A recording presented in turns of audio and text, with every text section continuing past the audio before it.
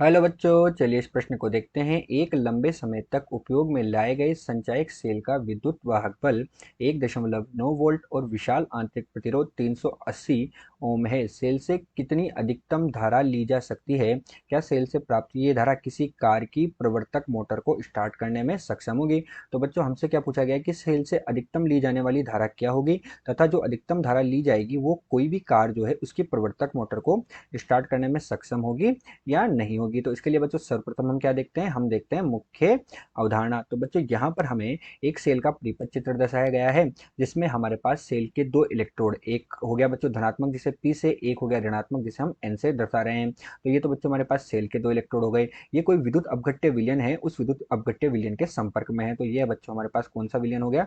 ये हमारे पास यहाँ पर हो गया विद्युत अपघट्य विलयन। तो विद्युत अपघट्य विलयन हो गया। ठीक है बच्चों, इसके साथ ही बच्चों हमने क्या माना कि हमारे पास जो इलेक्ट्रोड है तथा विद्युत अपघट्य विलयन है, ये एक बिंदु ए पर तथा बी पर आपस में संपर्क में आते हैं। ये बिंदु ए तथा बी हो गया।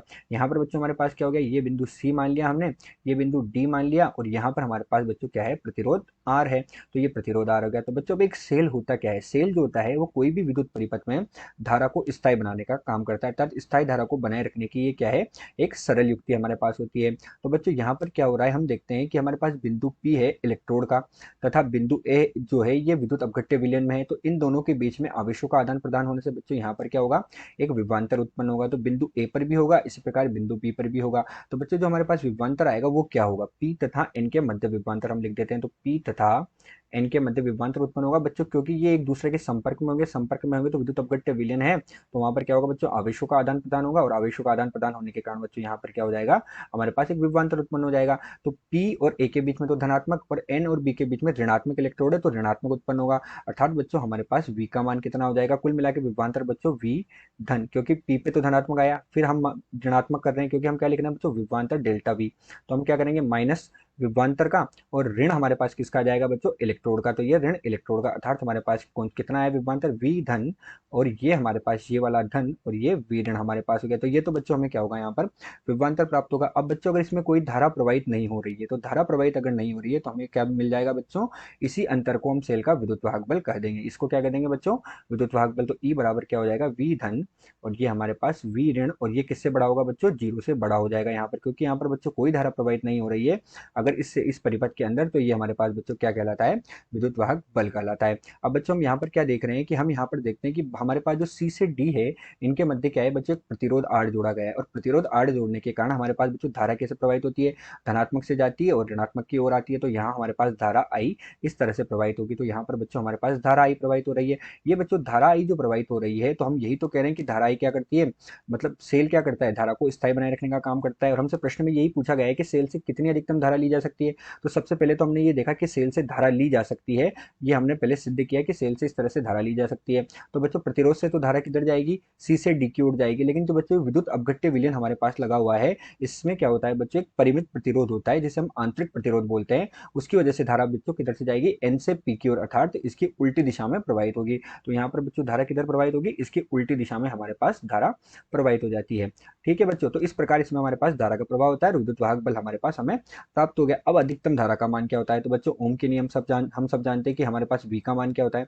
ओम के नियम से बच्चों V बराबर हमारे पास क्या होता है? आई आर होता है, जहां V हमारे पास विभवांतर है, I धारा है, और R प्रतिरोध होता है। तो V तो हो गया विभवांतर, I हमारे पास क्या होगी बच्चों? धारा, और R हमारे पास क्या हो जाएगा? प्रतिरोध हो जाएगा। तो ये हमारे पास होता है। अब हमें क्या करना है बच्चों? धारा का अधिकतम मान चाहिए। धारा के अधिकतम मान के लिए हमारे पास प्रतिरोध का मान न्यूनतम होना चाहिए, अर्थात R का मान बच्चों हमारे पास क्या होना चाहिए? न्यूनतम होना चाहिए। तो R का मान क्या होना चाहिए?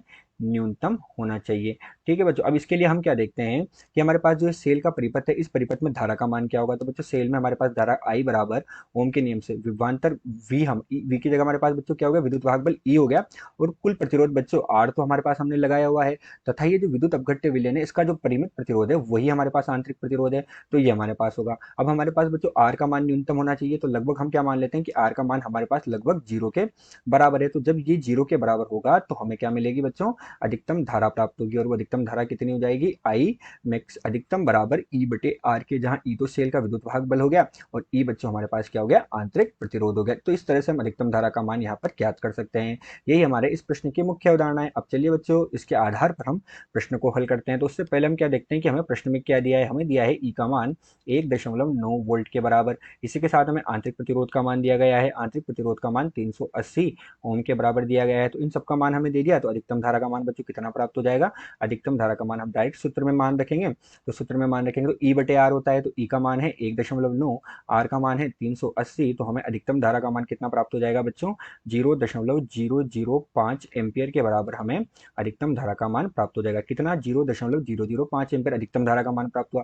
ये तो बच्चों हमारे पास प्रश्न का पहला भाग हुआ। अब बच्चों हमसे दूसरे भाग में क्या पूछा गया है, क्या सेल से ये प्राप्त धारा किसी प्रवर्तक मोटर को स्टार्ट करने में सक्षम होगी। तो बच्चों हम क्या कहेंगे कि सेल से हमें जो धारा मिली है अति अल्प है, 0.005 अति अल्प है, तो ये किसी प्रवर्तक मोटर को स्टार्ट करने में सक्षम नहीं होगी, क्योंकि प्रवर्तक मोटर को स्टार्ट करने के लिए कम से कम 100 एम्पियर की धारा चाहिए।